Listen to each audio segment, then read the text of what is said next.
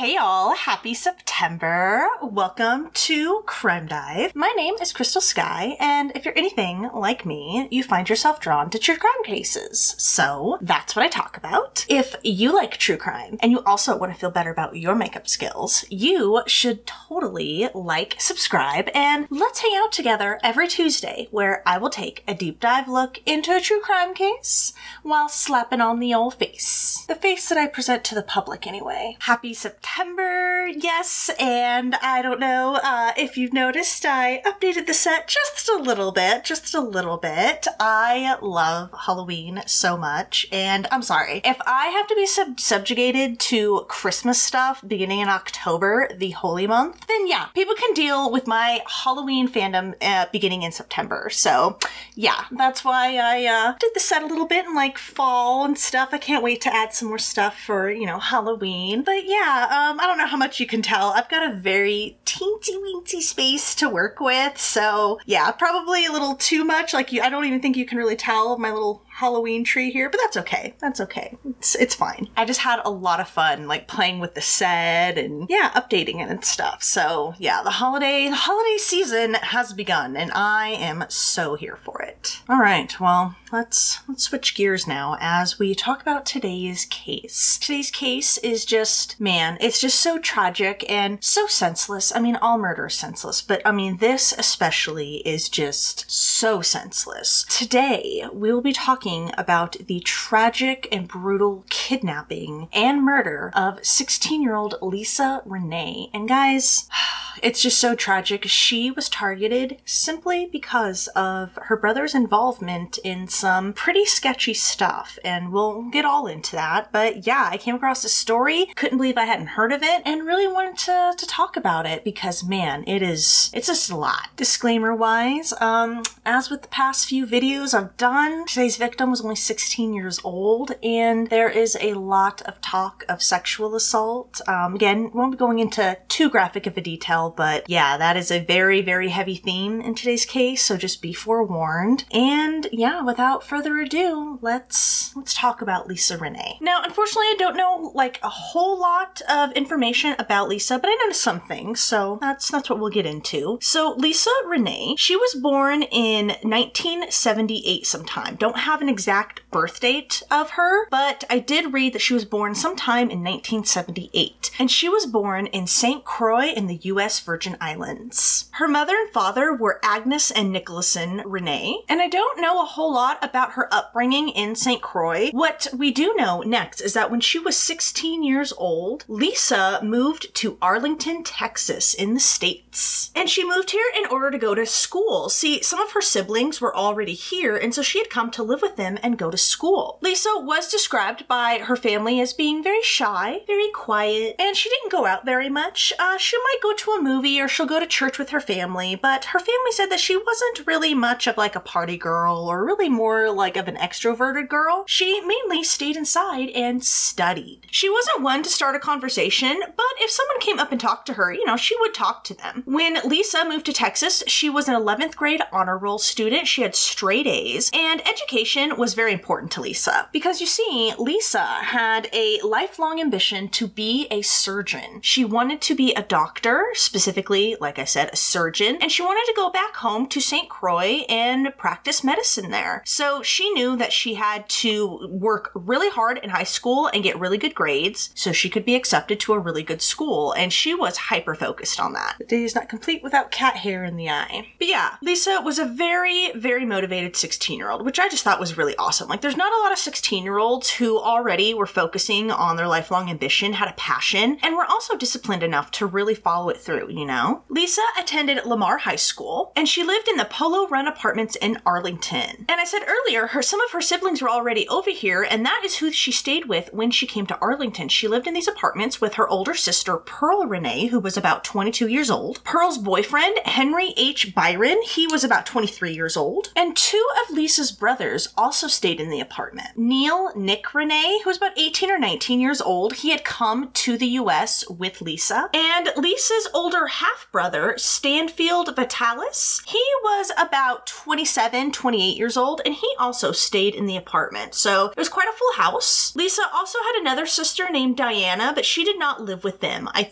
think she did live in Texas, though. Unclear about that. And I read another article that said Lisa had yet another sister, but I do not know her name. Like I said, information on Lisa was kind of scarce. Which is just the way it is sometimes, right? Like sometimes you just don't have a lot of information on the victim, guys, because, you know, the victim's family has just chosen not to really publicly disclose information, and that's totally their prerogative, you know? Other times, you know, they give interviews and they want people to know about their loved one, and yeah, that's cool too. Now, Lisa's older half-brother, Stanfield, he had arrived in Texas about 8 years earlier. And Pearl, her sister, she had followed him and she had moved to the area in about 1990. And like I said, Lisa and her brother Neil had come to the States together, and they came over in June of 1994. Now, when they first got here, I believe Lisa stayed with Pearl and Henry, while I believe Neil went to go live with Stanfield. But in August of 94, the two brothers had moved in with Pearl, her boyfriend, and Lisa. And we will get into why the brothers had to move in. We'll get into that. So that is Lisa's situation. That is who she lives with. So let's go to the date, September 21st, 1994. So not long after Neil and Stanfield have moved in with Pearl, Lisa, and Henry, all right? So it's not long. So on this date, they meet up with two gentlemen. These two gentlemen's names were Orlando Hall and Stephen Christopher Beckley, all right? Now, the reason for this meetup, it was not good. It was not good, guys. So Stephen and Orlando, they were part of a drug trafficking operation. Now, Orlando, he actually ran this drug trafficking operation,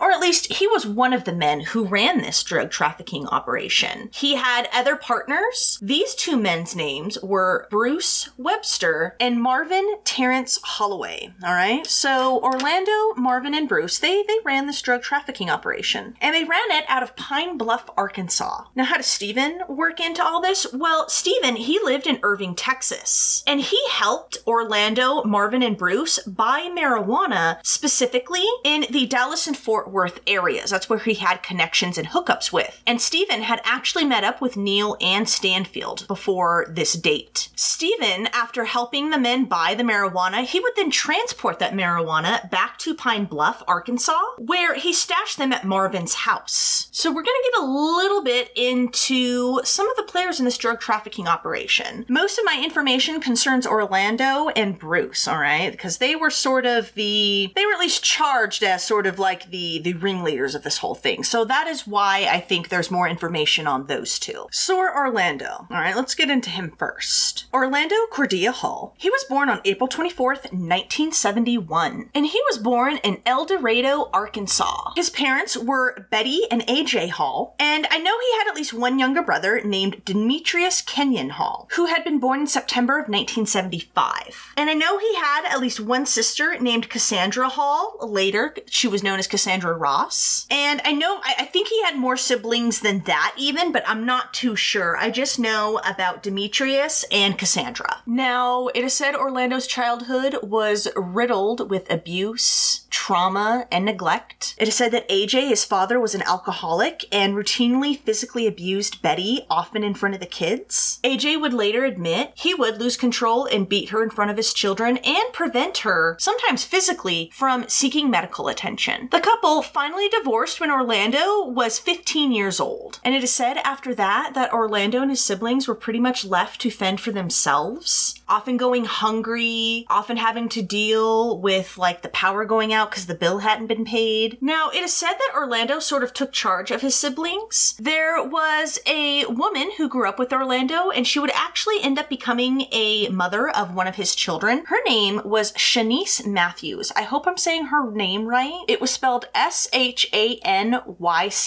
I've only seen that name spelled out like that once, and it was pronounced Shanice. So I hope that's right. That's what I'm going to refer to her as. So Shanice Matthews, she grew up with Orlando, and she pretty much verified the, neglectful, traumatic childhood that Orlando had. She described him as very much, being sort of like the keeper of his siblings. Like, he really looked out for them. He was sort of, kind of like the mother hen is kind of like how she described him. The two would end up becoming a couple in Shanice's senior year of high school. They would end up having a child together, a son they named Orlando Hall Jr. However, not long after Orlando Jr. was born, they did split up, and then Shanice went to her hometown of Milwaukee to get a fresh start. So going back to Orlando being described as sort of like the mother hen and stuff, apparently there was an incident where he dove off of a motel balcony to save one of his 3-year-old, I think it was like a 3-year-old cousin who was drowning in a pool. So it is said he was very much kind of, sort of kept in charge of his siblings. That's what the reports that I came across said. Orlando ended up dropping out of high school in the 11th grade. He did work as a maintenance man for a brief period of time and had previously been sentenced to 17 years in prison. And this was for a charge of conspiracy to deliver cocaine. But he ended up becoming paroled in December of 1993. Not sure when he got sent to prison for this charge, not sure. And I'm not exactly sure when Orlando started diving into drug trafficking, not sure. I don't know if it was immediately after high school or what, because it did say that he did have some, legitimate work such as a maintenance man. So not sure of dates, but we do know at some point gets involved with the wrong people, comes involved in drugs, drug trafficking and whatnot, gets busted and was sentenced to 17 years. But he was paroled in December of 1993. Now, at this point when he was paroled, apparently Orlando was really, really neck deep in drug trafficking, and he continued drug trafficking even after prison. I think he may have even still been doing it while he was behind bars. And one time, so when he got out, he was dating a woman named LaTanya Anders, and he had sent her into Houston to do a drug deal because he was on parole, and she was actually robbed. He had wanted her to buy $13,500 worth of crack cocaine on Orlando's behalf, but instead she had been robbed. So when Orlando is meeting up with Stanfield and Neil, that's his situation. I believe he's still on parole, and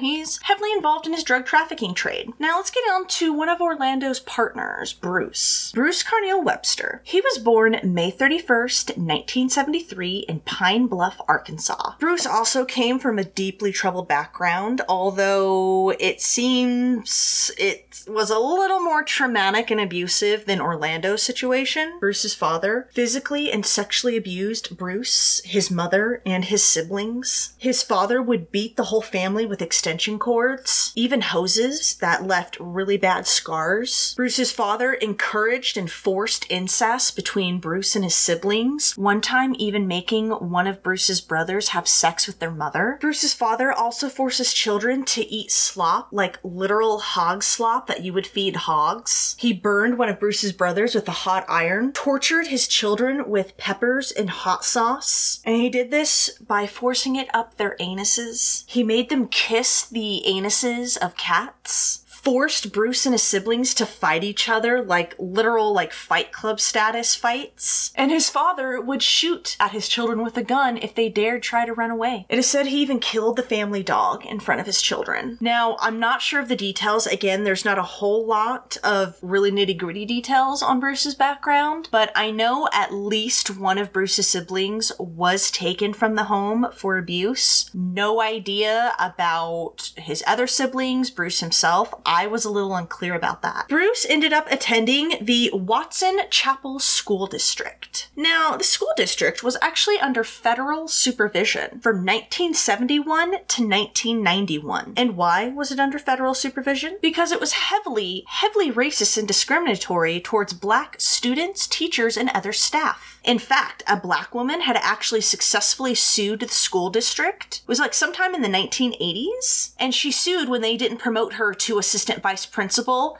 because she was black, and she was able to prove it, and she sued. And this caused, I guess, I don't know if her specific incident caused it, but yeah, this district was under federal supervision because of their abhorrent racist treatment. Bruce ended up dropping out of school in the 9th grade, and again, not sure of nitty-gritty details, but I do know starting at just 15 years old, Bruce was in and out of jail on various drug charges. I know at one point he joined the Job Corps, but again, don't have any details about what happened with that time frame or anything like that. So like I said, Orlando and Bruce are the ones that have the most information out there, and as you can tell, there's not even that much specific nitty-gritty details, but needless to say, they both came from very troubled backgrounds, particularly Bruce. So that was Bruce's situation, again, involved in this drug trafficking charge and already having a string of charges for drug-related offenses. And that was Bruce's situation when Orlando and Steven met up with Lisa's brothers on that September 21st. So yeah, on that date, September 21st, Orlando, who's 23 at this point, he had flown into Texas. He was gonna meet up with Steven and they were gonna, you know, do a drug deal like they had so many times before. So he flew to Texas and was picked up at the airport by his younger brother Demetrius. He was 19, and Steven. Steven was 22. So the three men left the airport. Steven and Orlando dropped Demetrius off, and then they headed over to a car wash to meet up with Lisa's brothers, Stanfield and Neil. So I mentioned this earlier. Up until this point, the brothers had only dealt with Steven. They had never met Orlando before, and vice versa. Orlando had actually been introduced to the brothers through another friend. This friend was Michael Little Mike Davis. But at the time this little meetup happened,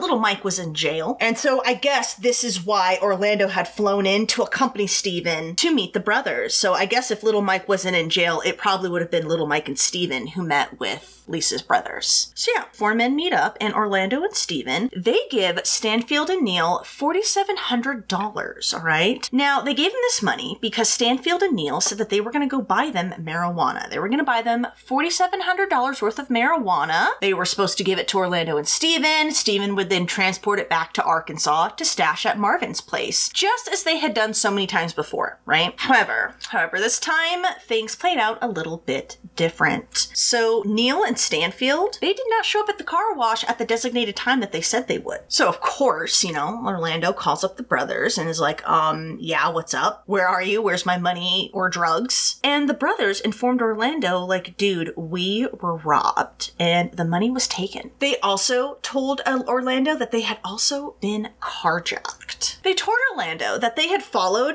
the men, and they did manage to kill one of them, but they had gotten away with the money and subsequently their car. But they told Orlando, do not worry, we're actively hunting for these other guys and we'll get them. So they hung up. Now, I don't think Orlando ever bought the story by the brothers, but the next day, Orlando tried calling these brothers back up using the same number, and guess what? It was disconnected. However, Orlando was able to get in touch with Little Mike's girlfriend. Remember, Little Mike had dealt with the brothers before, and she gave Orlando their home phone number. Now, after obtaining this number, Orlando, he contacts an ex-girlfriend, all right? This ex-girlfriend's name was Rachel Cherry, all right? So why is Orlando calling up an ex-girlfriend? Well, Rachel works at Southwestern Bell Telephone, the telephone company. So he calls her up and is like, hey, here's this number. Can you trace it for me and tell me where the address is that goes to this number? And Rachel did it, no problem. So Rachel traced the number and they came up with Stanfield and Neil's apartment address that was in Arlington at the Polo Run Apartments. Orlando, Demetrius, and Steven then went to this address to stake it out, to see, first of all, is this the right address? And now, secondly, let's see if we can catch these brothers and then ask them what the heck is up, you know? So they staked out the apartment, and they did see Neil and Stanfield, so they knew they had the right place, but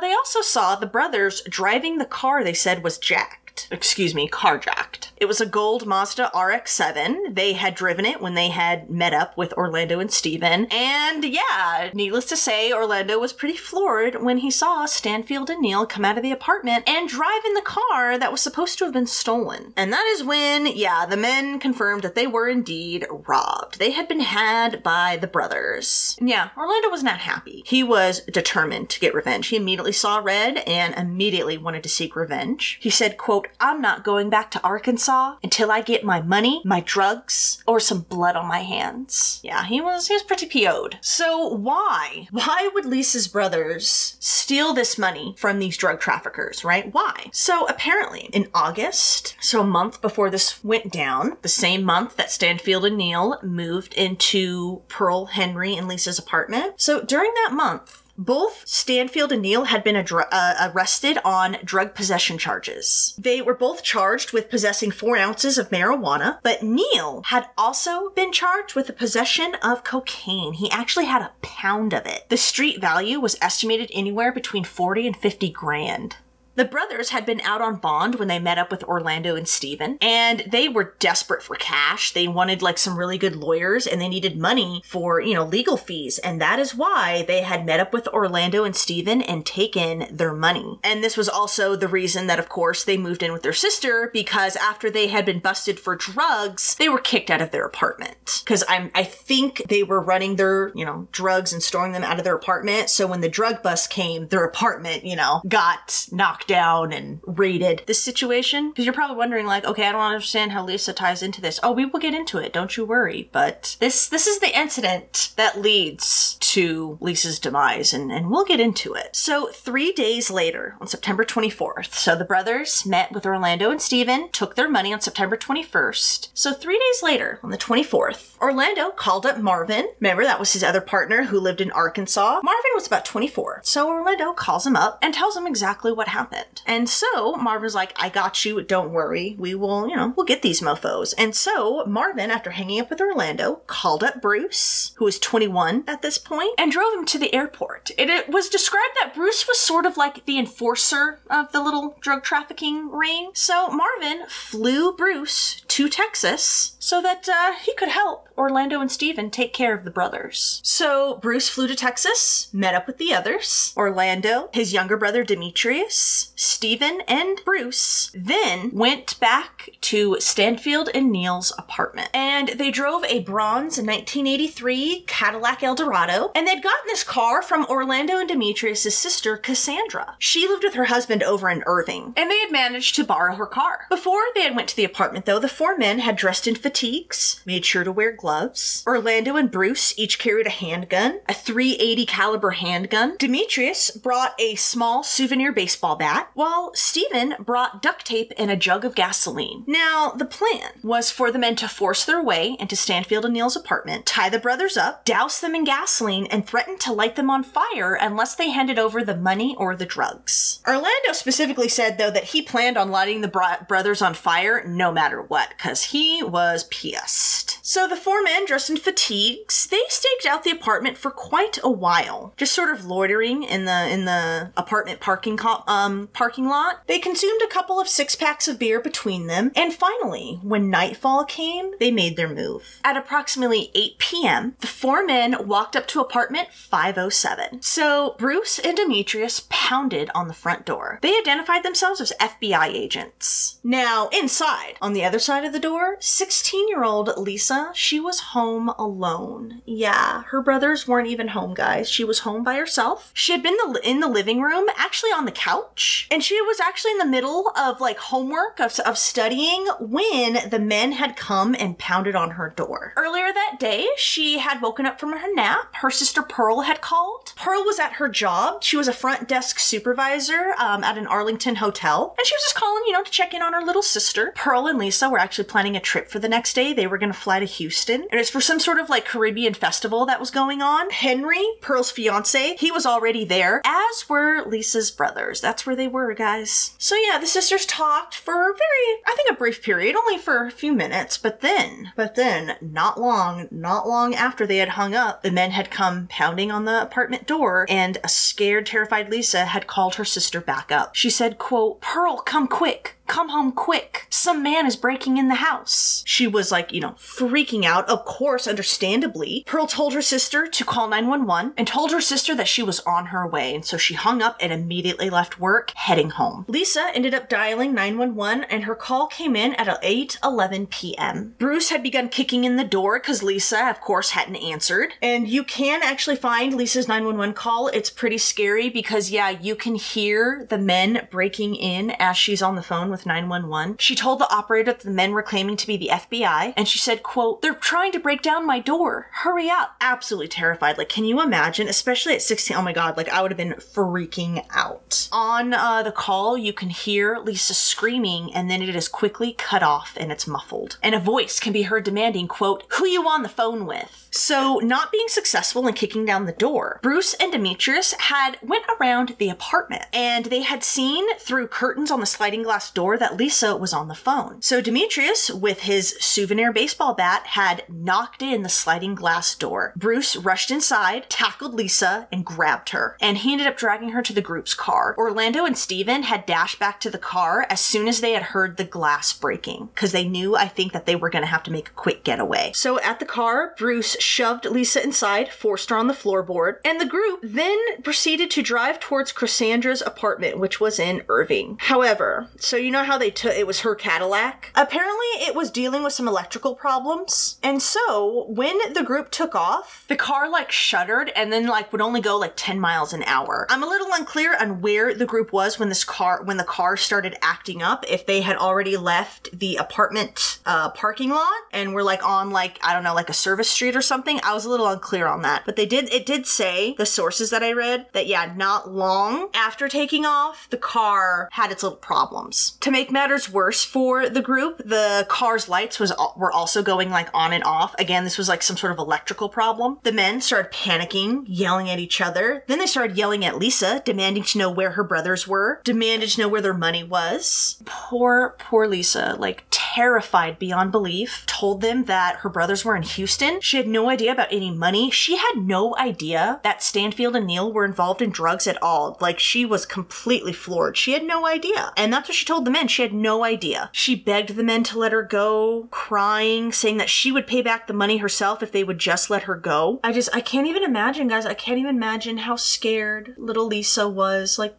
God, I would, because like that's what I can't help but think of, like how I would react. I would be freaking out. I can't even imagine the terror that Lisa must have been going through. So at one point, apparently, as the car is like stuttering along and having its little problem, apparently a patrol car appeared. Now, this is going to be the first of many frustrations with this case, because there are so many times where they came so close to being caught, but they just didn't. So yeah, as they're driving away and the car is stuttering, a police patrol car actually was driving past the opposite way. And this, of course, immediately freaked out the men. And it is said that they were actually really ready to, you know, go all the way with this cop. Bruce said that he was ready to die in a shootout with the cops. But the cop car just, you know, drove on by the opposite way, probably not even seeing the men. And finally, they managed to pull into a parking lot. And here, Orlando got out and tinkered under the hood for a minute. And he ended up fixing the car. The four men with Steven driving then drove to Cassandra's apartment. Now, once they arrived in Irving at Cassandra's apartment in the parking lot, the men switched cars. They got out of Cassandra's Cadillac and transferred Lisa into Steven's Ford Escort. They forced her into the back seat and then left the parking lot looking for a place to hide. The men wanted a quiet place that they could kill Lisa. I think they figured at this point that, yeah, they were gonna kill her, and they figured like this was revenge against the brothers as well. So like I said, it was Steve's car, so he drove. Bruce rode up front with him, and Orlando slid into the back seat with Lisa. Demetrius did not go with them. They dropped him off at Cassandra's apartment. So as they drove, Orlando asked Lisa if she had a boyfriend. And she said no, she did not. And that is when Orlando sexually assaulted Lisa and forced her to perform oral sex on him the whole drive. After the group drove around for a while, I think for several hours, they couldn't find a good place to hide or to kill Lisa. So the group drove back to Cassandra's apartment. Orlando was dropped off at this point, and Demetrius got in at this point. And the men decided to head towards Arkansas. Specifically, they're going to go to Pine Bluff, meet up with Marvin, and, you know, figure out their next steps. footsteps. And unfortunately, during the whole drive from Irving to Pine Bluff, Stephen and Demetrius took turns sexually assaulting Lisa. I read other reports that said all 3 men took turns sexually assaulting her the whole drive. After they got into Pine Bluff, they went to Marvin's house, and Marvin here gave them money to go get a hotel room. I read Marvin retrieved the hotel room money from his 4-year-old daughter's dresser. So when the men went to the hotel to check in order to not raise suspicion, it is said that they forced Lisa to come in and hold Stephen's hand and pretend to be his girlfriend. I read one source that said when they pulled up, Lisa actually tried to make a run for it out of the car. And this was as Bruce and the other men were checking in. I guess they had left her alone in the car. And I guess Bruce looked to the others and said, quote, "Put the bitch back in the car." This was supposedly what the hotel clerk who had checked them in witnessed. Again, there's some little details in this case that don't quite make sense to me. Stephen Demetrius chased after her, and it is said easily caught her. And once inside the hotel room, the men tied Lisa up to a chair, putting a hood and then a bag over her head. And then, just like with the drive, all 3 men took turns sexually assaulting poor Lisa. Stephen said he sexually assaulted Lisa when they were alone, and later claimed that he stopped though when he saw that she was crying, I'm sure. He would later say, quote, "It felt like she trusted me." He said he told her not to look at or speak with him when the others returned. Meanwhile, the alert was out for Lisa. Remember, she was on the phone with 911 when she was kidnapped, right? So obviously the alert had went out like immediately. So I read a source that said, the police arrived within minutes, all right, within minutes of Lisa's phone call. And some sources said that, yeah, her phone call came in at 8:11 p.m. and that police were at the apartment at 8:13 p.m. So 2 minutes later, yet they had missed the group of men. So I'm a little unclear on that, especially if they were having electrical problems with their car, unless the car started, sputtering after they had already peeled away. Again, a little confused. I could not find those kinds of, little nitty-gritty minute details. But yeah, we do know that the police did arrive relatively quickly, but they still missed the group. Police swarmed the area of Arlington looking for any sign of Lisa. There was a description of the Cadillac that had left the scene. Many residents of the apartment complex had seen the men loitering around for hours. I read another source that said it was actually Stanfield and Neal who had pointed police in the direction of the Cadillac. Well, yeah, other sources said that it was like the neighbors who had seen the men loitering who gave police the description of the Cadillac. So not sure which is which. Maybe they're both correct. A little unclear. But regardless, police had the description of the gold Cadillac, right? And so, as such, they ended up checking in with Cassandra, Orlando and Demetrius' sister. So not sure how police traced the Cadillac to Cassandra, how she even popped up on their radar, if they were just like, checking anyone with a gold Cadillac, not sure. But we do know at some point the police found their way to Cassandra's apartment. So of course, she had a car that was, matched the one that left the crime scene. And so police, asked to search her apartment and she let them. But after searching her apartment and seeing that Cassandra and her husband had no criminal background, they figured that, yeah, this was just, not the lead they thought it was. Little did they know, guys, they were this close to potentially saving Lisa's life. So when police were searching Cassandra's apartment, remember when the men had switched cars and Orlando got out and Demetrius got in and they drove off to Arkansas? Well, yeah, Orlando stayed behind at the apartment complex at his sister's apartment. And that is where he was when police were searching it. He was hiding in the attic, in the insulation. And apparently, at one point, a cop, pulled down the trap door and walked up to the attic and, just kind of shone his light there real quick, going, just casing the joint out. And Orlando, believing that the jig was up, that he's like, all right, I'm busted. He was literally just about to step out from the insulation, figuring that the jig was up, when the cop clicked off his flashlight and went back down the stairs. Yeah, they were so close. Meanwhile, agents are of course questioning Lisa's family. They are totally distraught. Stanfield and Neal, I'm pretty sure cops I think they were on their radar, at least in some capacity from the beginning. I believe cops, they thought they weren't being totally truthful. They thought they knew more than they were letting on. But they continuously denied that they knew of anyone who would want to harm their sister. And they claimed they owed no one money, and they just, were scratching their head wondering who could have done this. But yeah, despite the cops not believing them, I mean, they were aware of the pending drug charges, and they were pretty sure that Lisa's kidnapping was drug related. Probably just because of like how random it was, But yeah, without Stanfield and Neil's cooperation, all they could do was keep trying to look for Lisa. So the next day, September 25th, that was all the first night that Lisa was kidnapped. So the next day, the 25th, Orlando flew back to Arkansas. Marvin picked him up from the airport, and the two men then headed over to the hotel room where the other three were holding Lisa. On the way, Orlando told Marvin about the situation, how they had kidnapped a woman, but I'm sure Marvin already knew that. He had given them money for the hotel room. Now, after Orlando and Marvin arrived at the hotel room, the two men dragged Lisa into the bathroom and were in there with her approximately 15 to 20 minutes. Do not know what they did. If they tortured her, assaulted her, asked her questions, I have no idea. All we know is that when they emerged from the bathroom, Orlando told Stephen that Lisa knew too much and she had to be dead. She knew too much to be kept alive. Orlando, Marvin, Bruce, and I think Demetrius was there as well. They left the hotel room, and this is when Stephen was left alone with Lisa, and I believe this is when Stephen says that he sexually assaulted her. So after the decision had been made to kill Lisa, Orlando and Marvin ended up going to a local park, the Bird Lake Natural Area, and they ended up digging about a 4-foot deep grave. Another source I read said that it was actually Orlando and Bruce who had dug it. So not sure who actually dug the grave, but yeah, a grave was dug because the plan was to murder Lisa. So that evening, after it was late and dark and there wasn't a lot of people around, Orlando, Bruce, and Stephen brought Lisa to the park. They made her walk through the heavily wooded area barefoot, of course. Demetrius had stayed behind to wipe down the hotel room, and I believe Marvin was at home. However, because it was so dark and these, men aren't that bright, they actually weren't unable to locate the grave that had been dug earlier. So they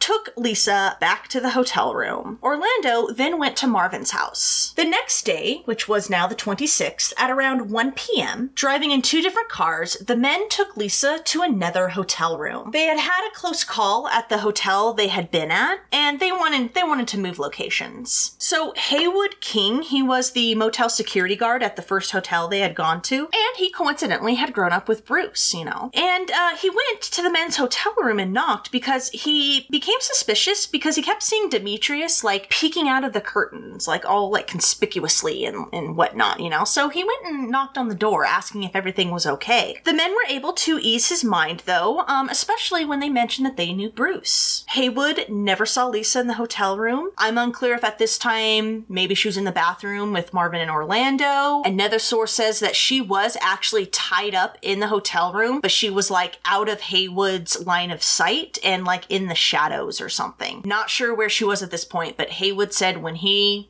got a look into the hotel room, from what he could see, Lisa was not there. And either way, it was actually good that Haywood didn't see anything, because Stephen would later say that all the men were willing to kill him if they had to. Yeah, they were in for a penny, in for a pound, it seems. The men, though, they were afraid Haywood, might return or at least keep a closer eye on them, and so they had decided that they needed to switch hotel rooms at that point. And on the way to the new hotel room, there was another close call. So like I said, they're transporting Lisa in two different cars, right? Well, a patrol car noticed one of the cars make some sort of illegal turn, and this was the car driven by Stephen that had Lisa. So the police car pulled in between the car driven by Stephen and the other car, which was driven by Orlando. And the car that Orlando was driving was actually Marvin's. It was a red Nissan. So a patrol car gets in between the two cars and starts flashing his lights. Another cop also joined in. So now they had two cop cars getting ready to pull over Stephen's car. That is when Orlando decided to distract the officers. He pulled up alongside one of the patrol cars and spun around in the road, driving off, I think flipping them off, kind of daring them to come get him. And of course, what do you think? This worked like a charm, and the two cops then left Stephen alone completely and chased after Orlando. They were so close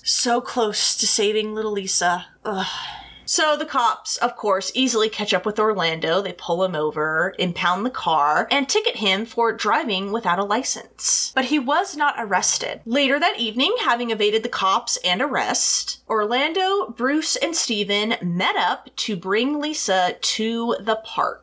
Again, she was barefoot, and this time, the idiots were able to unfortunately locate the grave they had dug. Once again, Demetrius had stayed behind to wipe down the hotel room. Lisa's eyes were covered with a mask, so Stephen was guiding her through the wooded area. She asked Stephen if she was going to die. Stephen reassured her and said, quote, "No, you're not going to die. Keep quiet. You're going to be okay." When they got to the gravesite, Orlando placed Lisa so that her back was to the open pit. He then draped a sheet over Lisa's upper body and then hit her in the head with a shovel. This hit caused Lisa to panic and she started running off, trying to run away. But Stephen was easily able to tackle her, so he tackled her to the ground and then quickly hit Lisa twice in the head with a shovel they had brought. He gave the shovel to Orlando, who hit Lisa again and again in the head, and then Orlando and Bruce each took turns pummeling Lisa in the head with the shovel. As Orlando and Bruce were beating Lisa with a shovel, apparently that is when Stephen had taken off to sort of be their lookout and make sure no one was coming. Orlando and Bruce beat Lisa into unconsciousness with the shovel. Bruce then shoved a gag into her mouth, stripped her unconscious body of all of her clothes and jewelry, soaked her with gasoline, and then dropped her into the grave.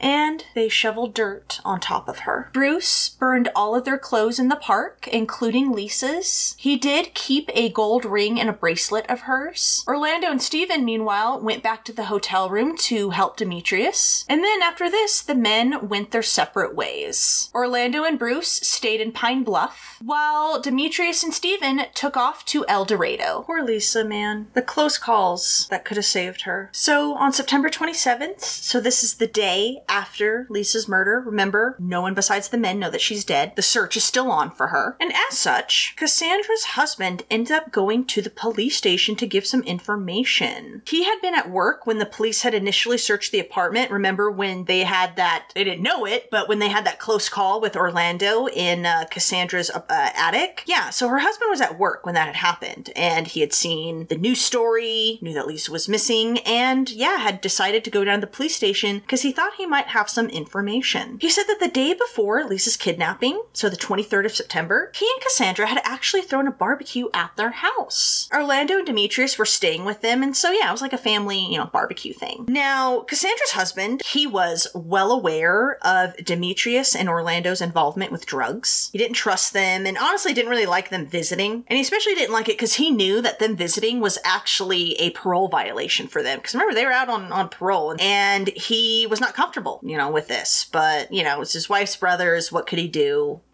So they're throwing this barbecue, and he thought it was strange because Orlando and Demetrius, they were dressed in like fatigues. And then Stephen had come by as well, and he was also dressed in fatigues. And he just thought it was just, super odd. It's just like, this is supposed to be a family barbecue. And, he saw the three men sort of huddle together and talk, and he just felt that they were up to something, and up to something not good. Cassandra's husband also told police that he had been informed by his neighbors that they had seen the men drive up in the complex's parking lot in his Cadillac, and they had informed him of this. So at the time, when they had pulled up in the Cadillac, Cassandra's husband and Cassandra were out at dinner, and he did tell police that they did keep the Cadillac keys in a bowl in the hallway, so it was very possible that Demetrius and Orlando could have gotten access to the car. He said on the actual night of the kidnapping, Orlando stayed with them, but had flown back to Arkansas early the next morning. Orlando had informed them that he was planning on staying with some friends in El Dorado. So this tip from Cassandra's husband led authorities to all of the background info on Orlando and Demetrius. They called up El Dorado authorities and found out that, Orlando and Demetrius were on parole for the cocaine possession with intent to distribute. Discovered Orlando's extensive criminal background that included charges for aggravated assault and carrying a deadly weapon. The El Dorado authorities told them all about the Hall brothers. they were quite well aware of Orlando and Demetrius. Police also searched Cassandra and her husband's apartment yet again, and in one of the children's bedrooms, they ended up finding that miniature souvenir baseball bat that Demetrius had used. There was still glass embedded in it. They also found a green shirt of Orlando's that he had left behind, and that contained traces of the insulation from the attic. When they went to the attic to, get a sample of the insulation to compare, they also found Orlando's fatigue pants. So on this same day, September 27th, Neil and Stanfield also came clean to authorities. So of course, they had suspected Stephen from the get-go because they knew they had stolen from him and Orlando, but they had hesitated and sat on this information for 3 days, all right? Now, it said at first they tried to point officers in the direction of Stephen without revealing of, the botched drug deal, and instead tried to say that they suspected Stephen because he may have been angry with them over a car that they had sold him. Now, the police hadn't bought, the brother's story, but they had kept their eye on Stephen, who I'm sure once they found out was connected to Orlando and Demetrius definitely suspected him. Now, this was one of those things where it was kind of hard to get some clarity. So I read other sources that said that Stanfield and Neil actually came to the police sooner than this with this information, but it was after Lisa was dead. So regardless, it seems to be that by the time Stanfield and Neil decided to come clean to authorities, Lisa was already dead. 3 days after her death on September 29th, an arrest warrant was issued for Orlando, Demetrius, and Stephen for Lisa's kidnapping. I read another source that said that these warrants were actually issued on the 27th after Cassandra's husband had given police all that information. And I'm not sure when, but I know Bruce was then also implicated in this, and so a warrant was sent out for him as well. Now, Demetrius, Stephen, and Bruce, they were all caught relatively quickly. So when, the Arlington authorities had called up the El Dorado authorities and found out all of that information on the halls, they requested the El Dorado authorities' assistance, which they happily obliged. Demetrius was apprehended first, and he was apprehended at 7:40 a.m. at his father's house. And this was, of course, in El Dorado. Stephen was found an hour later at a friend's trailer. In fact, I guess police didn't even have to knock. Stephen walked out of the trailer and surrounded before they could even,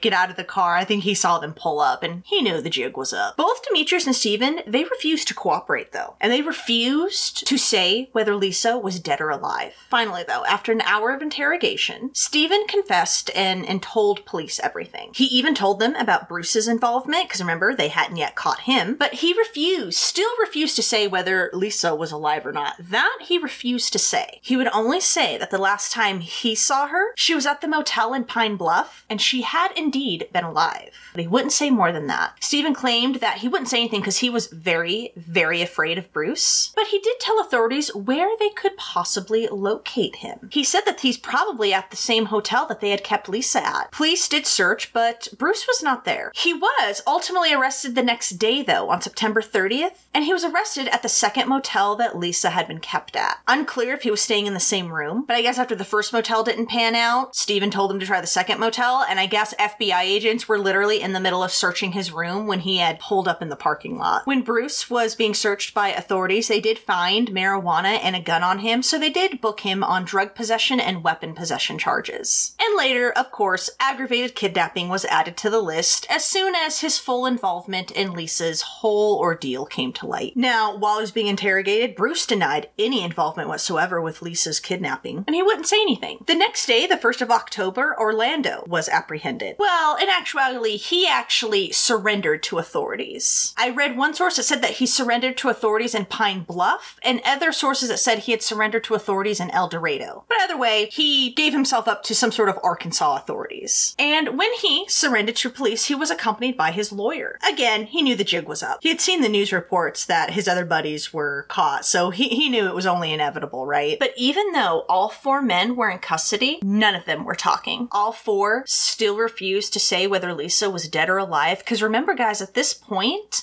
the FBI, authorities, Lisa's family, no one has any idea. But finally, Finally, after hours and hours of interrogation, Bruce finally cracked. He finally admitted to police that yes, Lisa was in fact dead. Bruce told police about the night that they had murdered her, though he claimed he was not physically there when they had killed Lisa. He said that he had gone to the car to be the lookout, so he was not physically present when Lisa was murdered. When authorities then went back to Stephen and told him what Bruce was saying, Stephen said no, that was in fact not true. Authorities then went back to Bruce and told him, hey, Stephen is saying that you're full of it. And this is when Bruce finally admitted his full participation, admitted everything, and he even took the FBI to Lisa's grave on October 2nd. And on October 5th, after he had been transferred to an Arlington jail, Orlando gave a full written confession to the FBI detailing everything. And remember, since they had crossed state lines, this case was now a federal case. So on November 4th, all 5 men, Orlando, Demetrius, Stephen, Bruce, and Marvin, they were all charged and indicted on charges of kidnapping resulting in death, conspiracy to commit a kidnapping, traveling interstate commerce with intent to promote the possession of marijuana, with intent to distribute, using a telephone to promote the unlawful activity of extortion, traveling in interstate commerce with intent to promote extortion, and using a firearm during a violent crime. I am unsure how Marvin was arrested or anything. I'm sure after, Orlando, Stephen, and Bruce, I'm sure after,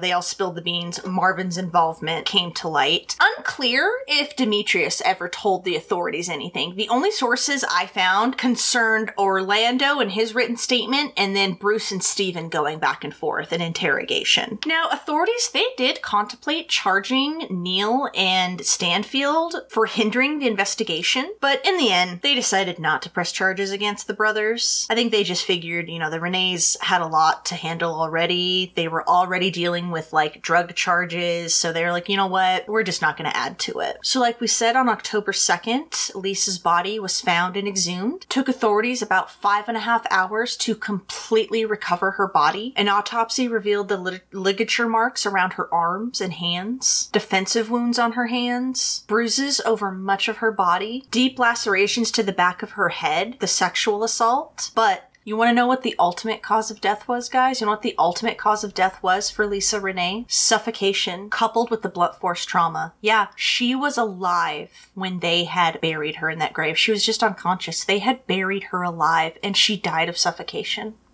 A memorial service was held for Lisa on October 4th, and over 200 people attended. Unfortunately, Neil and Stanfield were not among those who could show up to their sister's memorial, because they had been rearrested on their drug charges the day before on October 3rd. I read some sources that said that these particular charges, I don't know if they were rearrested or what, but these charges that they were arrested for accused the brothers of smuggling in drugs from the Virgin Islands. Lisa was eventually flown back home to her native Virgin Islands in St. Croix, and there over 300 people gathered to put her to rest. In February of 1995, the government announced its intent to seek the death penalty against Orlando and Bruce. I read that this made them the first 2 men to face a possible death sentence under the newly enacted Federal Death Penalty Act. I believe this reinstated the death penalty on a federal level. It had only been enacted 13 days prior to this. In April of that same year, Orlando petitioned to have his trial held separately from the others. His defense maintained that he was not in charge of the group that night. It was, in fact, Bruce. In October, again that same year, Orlando went to trial. And his whole defense, tried to pin Bruce as the mastermind of the whole thing. The defense tried to minimize Orlando's role, saying that it had Bruce who really orchestrated the whole thing. His lawyer said, quote, "There was never any plan to abduct Lisa Rene. From that point on, things got out of hand, with Bruce Webster in charge." But the jury, they were unconvinced, and Orlando was convicted on all charges. Not only was the evidence overwhelming against Orlando, but, he had also confessed in that written statement. His lawyers, I believe, had tried to get this tossed out, but it was legit. And an inmate who served time with Orlando while he was awaiting trial, Larry Nichols, he had also testified against Orlando and testified that Orlando planned to break out of prison. And I guess he also testified that Orlando was making threats against Stephen's life because Stephen had agreed to testify against Orlando at his trial in exchange for a plea deal. So yeah, things were pretty stacked against Orlando, and at his sentencing, the jury handed down the death penalty for Orlando. Specifically given the death sentence for the kidnapping resulting in death charge, and a life sentence plus 5 years for the other charges. Orlando, of course, attempted to appeal his decision, but it was denied in August of 1998. Now, during his years in prison, it is said Orlando reformed himself, became an avid reader, educated himself, and actually became an Islamist in around like 2005 or so. And yeah, just seemed to sort of like, I guess, educate himself, just kind of be a better person, really dive into his religion. He spoke out against the death penalty. And of course, like, yeah, over all the years in prison, really tried to get his death sentence commuted, vacated, anything. And we'll get a little bit more into Orlando in just a minute. Let's see what happened to Bruce. So in June of 1996, Bruce, who also went to trial, was convicted on all of the charges, and just like with Orlando, was given the same sentence, the death penalty. So I guess during his trial, his mother and sisters and brothers, even an aunt, an ex-girlfriend, and even a niece, they all testified to his traumatic upbringing and abusive childhood. They testified not just to the physical and sexual abuse that Bruce's father had inflicted upon him, upon a lot of them. They were also trying to say that Bruce was mentally disabled. Now, it should be noted that one of Bruce's brothers and one of his sisters are actually mentally disabled, and they actually receive Social Security benefits due to this disability. Additionally, Bruce's mother and another sister have been treated for mental health disorders, and the defense was trying to, use all this to show that, like, hey, he's intellectually disabled, he has a, family history of it, so, like, his responsibility in the crime was, not that he wasn't responsible, but that it was sort of, like, lessened, like, so he wouldn't get the death penalty ultimately, They also, of course, tried to paint Orlando as the real mastermind. They tried to characterize Bruce as more of a follower, due to his low IQ, due to his mental disability, and this just made him very susceptible. But, as I said, the jury wasn't swayed, and so he too was convicted and sentenced to the death penalty. Now, of course, he went through the appeals process, initially appealed his sentence in 2000, but that was rejected in 2003. In August of 2005, his lawyers tried to, again, get his death penalty conviction overturned, trying to argue that he was mentally disabled, because there had actually been a Supreme Court ruling that had happened in 2002 that said executing a mentally disabled person was unconstitutional. So, of course, his lawyers were trying to use that to say, hey, he qualifies under this. But that appeal was denied, with the court not even believing that Bruce was intellectually disabled. So the defense had tried to point to the fact that because Bruce had gone to school in such a racist school district, this was the reason he hadn't been placed in the proper special education courses that he should have been placed in. And the reason he wasn't placed in these classes, it wasn't because he didn't qualify. It was, because he was black and it was racism. However, the prosecution and the court agreed that because many of Bruce's brothers, including a brother named Tony, since they had been placed in special education courses within the same school district, this proved that, Bruce wasn't placed in these special ed courses because he didn't qualify. The prosecution also pointed to testimony given by another one of Bruce's brother named Mark, and he did confirm that most of his other brothers were in fact taking the special education courses. So this just kind of helped solidify the prosecution's argument that, like, his brothers were and his other siblings were placed in these courses, but he wasn't. Obviously, it wasn't due to racism, it was because he didn't qualify. Bruce and his attorneys were also claiming that both Stephen and Marvin had greatly exaggerated his involvement in order to get some pretty sweet deals. Bruce was alleging that Stephen had told a correctional officer while he was serving time and an inmate that he had lied about Bruce's involvement, and this was, in order to better his own situation so he could get a sweeter deal. Bruce also alleged that Orlando had received a letter from Marvin where he did admit to lying at Bruce's trial, but like I said, the court wasn't buying any of the defense's argument, and his appeal was rejected. Now again, we'll get back to Bruce along with Orlando, but let's quickly see what happened to the rest of these guys. So, in exchange for lesser sentences, Demetrius, case. Stephen and Marvin, they all pleaded guilty, and they agreed to testify against Orlando and Bruce at their trials. All three men had a joint sentencing hearing on September 9th, 1996. Demetrius, he faced up to 33 years in prison, and his mother at the hearing asked the judge for leniency, saying, quote, "If you would just have mercy and not take them both from me, I would appreciate it." Demetrius was ultimately sentenced to 25 years in prison, and he was released on August 2nd, 2016. Stephen, with the charges he was facing, usually netted a life sentence, but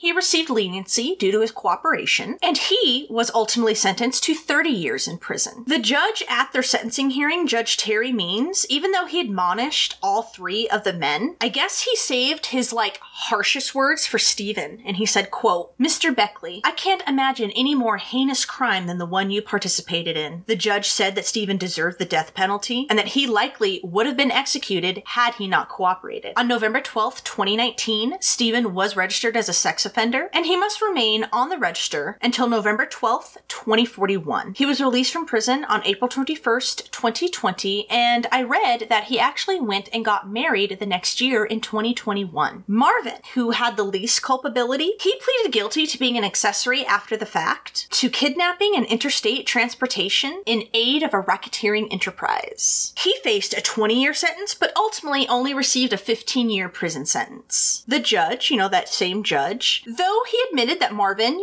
had the least culpability in Lisa's murder, he still admonished him, saying, quote, "You saw Lisa Rene sitting there praying for her life. You did nothing. It is not inappropriate for you to pay a stiff price for being so callous." Later, Marvin did attempt to appeal his sentence, arguing that the actions of his co-conspirators shouldn't reflect poorly on him, but his appeal was denied. The court pointed out that he, in his own words, saw Lisa praying for her life, pointing to the fact that Marvin loaned Orlando his car, knowing that he was in fact going to murder Lisa. They ruled that Lisa's murder should have been very foreseeable to Marvin, and that he was responsible for all, quote, "reasonably foreseeable acts and commissions of others in furtherance of the jointly undertaken criminal activity." Marvin was ultimately released from prison on May 2nd, 2008. So yeah, Stephen, Marvin, and Demetrius, they all got out. But let's get a little bit more into Bruce and Orlando, because they were up for death. In 2007, Bruce was to be executed. However, it was halted over an injunction in lethal injection protocols. So yeah, there was this whole thing is the injection really humane? And so that caused Bruce's death to be put on hold, as well as Orlando's. In 2008, a private law firm actually took Bruce's case and his appeals on pro bono. So after they took over Bruce's case, they were successful in obtaining some pretty vital records, and they were vital in proving Bruce's mental disability. But even with this paperwork, their appeal was denied again, but it was rejected in 2010. And the judge even agreed that Bruce was mentally disabled. However, he cited some silly little statute on the number of times federal inmates can appeal their sentences and the admission of new evidence or something. And so it was rejected basically on a technicality. But not dissuaded, his attorneys filed yet another appeal in 2012, and they appealed it to the 7th U.S. Circuit Court of Appeals. And a hearing for this finally took place in June of 2018, filed the appeal in 2012, got their hearing in 2018, and 1 year later, in 2019, Bruce's death sentence was vacated. It was finally proven that he was indeed intellectually disabled. So the previous court documents that hadn't been released before that his lawyers were able to obtain, it showed that a year prior to Lisa's murder in 1993, Bruce had applied and been approved for Social Security benefits due to his mental disability. Now, the documents hadn't been revealed prior to this because A, his lawyer from before was unsuccessful in getting the Social Security office to release them, and B, during his appeal in 2010, I mentioned this already, the courts ruled he could not bring in evidence that did not support his direct innocence. And this was because he had exhausted all of his appeals. Now, specifically Specifically, article after article said that his death sentence was vacated, so I am unclear on Bruce's sentence now. I found an article from October 2020, and it said that Bruce is still categorized under death row, according to the Federal Bureau of Prisons. And this was like according to their records. That's what that article said, so I'm a little unclear. I tried really hard to find like the most recent information on Bruce and what happened after his death sentence was vacated, commuted. I wasn't sure. All the articles specifically use the verbiage vacated, but I'm almost positive he is still behind bars. Just unclear on if like now he's just serving life or what. I tried really hard to find information. So if you know, please let me know. Oh, and just real quick. So after all of the men had initially been sentenced, back in the 90s, Pearl, Lisa's older sister who she lived with, she said, quote, "I thought I'd feel better, but I really don't. 'Cause, it's not gonna bring her back. The only thing that's gonna make it better is if Lisa was here today, and she's not coming back." I thought that was super, super sad. So that was ultimately what happened to Bruce. Let's finally get into what happened with Orlando, because remember, he was awaiting death as well. So days before he was set to be executed, Orlando published a written statement where he protested the U.S. judicial system and the death penalty. He, of course, had also been trying to appeal his death sentence this whole time. He did admit to his role in Lisa's murder, saying that he had been selfish and traumatized her family, as well as his own. And for a long time, his lawyers did try and fight and appeal his death sentence. I know that they tried to argue that because his jury was all white, that there was like a racial bias and thus he didn't get a fair jury by his peers. I know they really tried to argue that, but that kept getting rejected. And then I know when that injunction happened against the lethal injection, the one that had postponed Bruce's death, same thing, it stopped Orlando's, but ultimately didn't matter. Orlando was still set to be put to death. In 2019, before his term ended, Trump and his AG, William Barr, they had reinstituted the federal death penalty. I guess it had been quite a while since someone had been executed at the federal level, and before his term had ended, they had, given the go and were executing a bunch of people. And Orlando was unfortunately one of those people. Orlando was ultimately executed by lethal injection November 19th, 2020 at the U.S. Penitentiary in Terre Haute, Indiana. That is where he had been serving his time. He was 49 years old. I said this earlier, Orlando had converted to Islam while behind bars. And in his final words, he said a prayer, quote, "I invite everyone to Islam. Thank you for giving me the opportunity for forgiveness. Thank everyone who's here, my family, my loved ones. Take care of yourselves. Tell my kids I love them." As he spoke, his eyes filled with tears, and he was ultimately pronounced dead at 11:47 p.m. Eastern Standard Time. I know Shanice Matthews was there. I believe a couple of his children were also there. There was also a bunch of,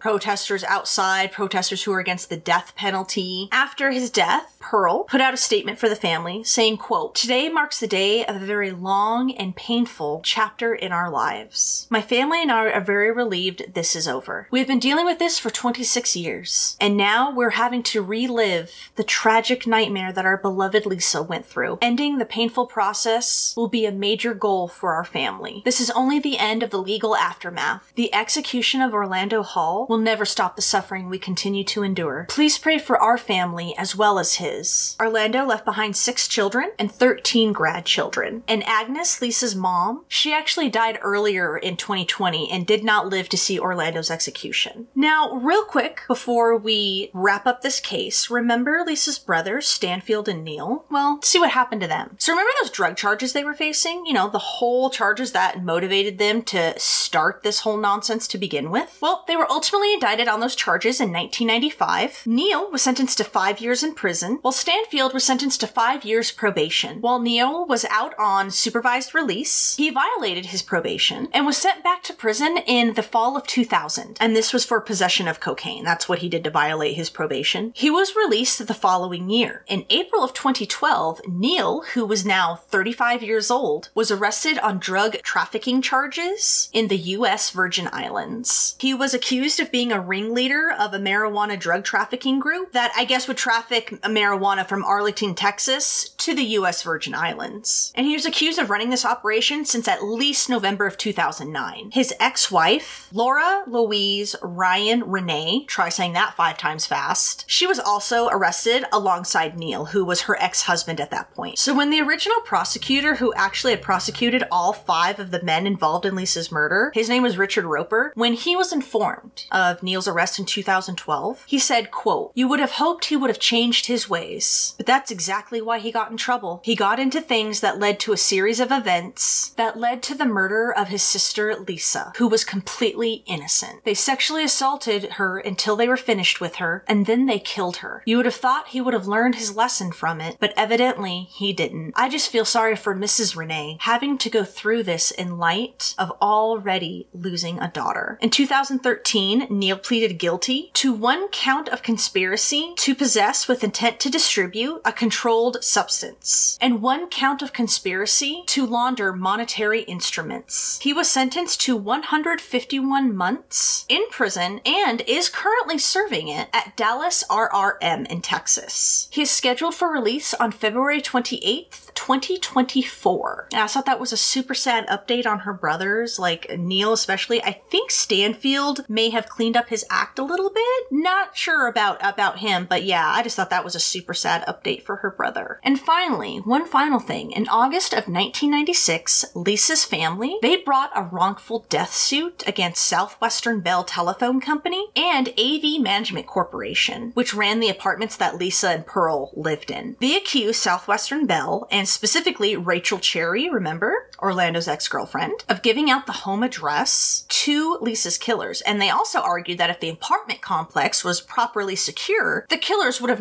never been able to get to Lisa's door. Plenty of the apartment's residents, I said this earlier, they saw Orlando and his gang loitering in the parking lot for hours. In June of 1997, a judge ordered certain records of Southwestern Bell's to be turned over to Lisa's family's attorneys. They were trying to ascertain like how exactly Rachel was able to obtain the home address, because Pearl's address and her number, they were both like unpublished and unlisted. Hence the wrongful death suit against Southwestern Bell. In August of 1997, the case was moved from state district court to federal district court. Southwestern Bell had argued that the case belonged in federal court because, you know, the whole case surrounded a violation of the Electronic Communications Privacy Act, which, you know, was federal law, hence why it should be in federal court. In October of 1998, the family finally reached a settlement, and they reached it with both Southwestern Bell and AV Management Corporation. Little unclear on if Southwestern Bell and AV Management Corporation were like in it together or if it was 2 separate things. But either way, the family settled with both. AV Management settled on $125,000, while Southwestern Bell settled on paying the family $5,000. So they got a total of $130,000 for Lisa's murder. The family attorney said that they opted to settle out of court because they were afraid that Stanfield and Neil's, you know, convictions and past would hurt them in court, you know, if they were to take both these companies to trial, which is just really messed up. I don't care what Lisa's brothers did. Like, that's the whole point. Her brothers were involved in something that had nothing to do with her, you know? So, I don't know. I just thought that was messed up. But yeah, guys, that was the tragic, horrific kidnapping and murder of little Lisa Rene, who just wanted to study, man. She was such a good kid. She just wanted to study. She wanted to be a surgeon. She wanted to go back home and help people. It's just so sad. Like, how many people could she have helped? What could she have done in the medical field, you know? And you just have all these what ifs in your mind, you know? And I don't know, it's just so sad. Yeah, I'm curious to know what you guys think. What do you think about the men and their punishments? Do you agree with the death penalty? Should Orlando be executed? What about Bruce? Totally want to know what you guys think of all these men. What do you think about Marvin, Stephen, and Demetrius being out? Would love to get your thoughts, your opinions on this case. Have you heard of this case? Would totally love to know. And yeah, I think that will